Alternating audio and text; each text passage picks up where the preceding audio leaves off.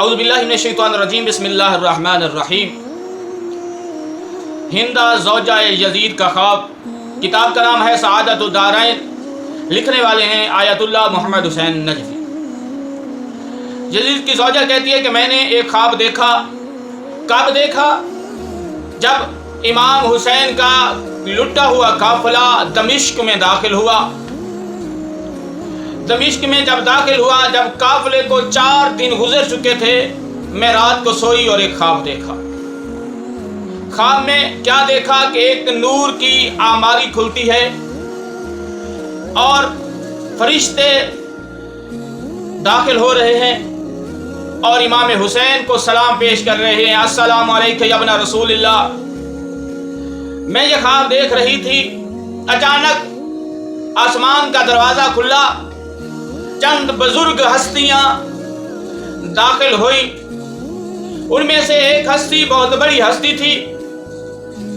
جناب پیغمبر جب آئے تو امام حسین کے سر کے اوپر گریہ کرنا شروع کر دیا اور جناب پیغمبر نے کہا، اے میرا فرزند امام حسین، آج میں بھی آپ کے پاس آیا ہوں۔ تیرا بابا علی جن مرتضیٰ بھی، جعفر طیار بھی، عقیل بھی، امام حسن علیہ السلام بھی، عباس بھی آیا ہے اور آپ کی زیارت کرنے کے لیے۔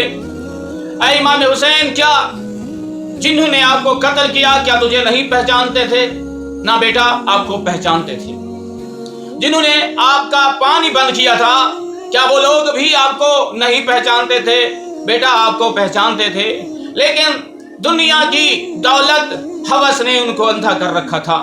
ہندا کہتی ہے، یہ خواب میں نے دیکھا، دیکھنے کے بعد میری آنکھ کھلی اور میں یزید کو ڈھونڈنے کے لیے نکلی۔ میں ڈھونڈ رہی تھی، میں نے دیکھا کہ یزید ایک دیوار کے سامنے کھڑا ہے اور کہہ رہا ہے، اے حسین، اے حسین، اے حسین۔ مجھے حسین سے کیا سروکار تھا؟ میں نے حسین کو شہید کیا، مجھے کیا فائدہ ہوا؟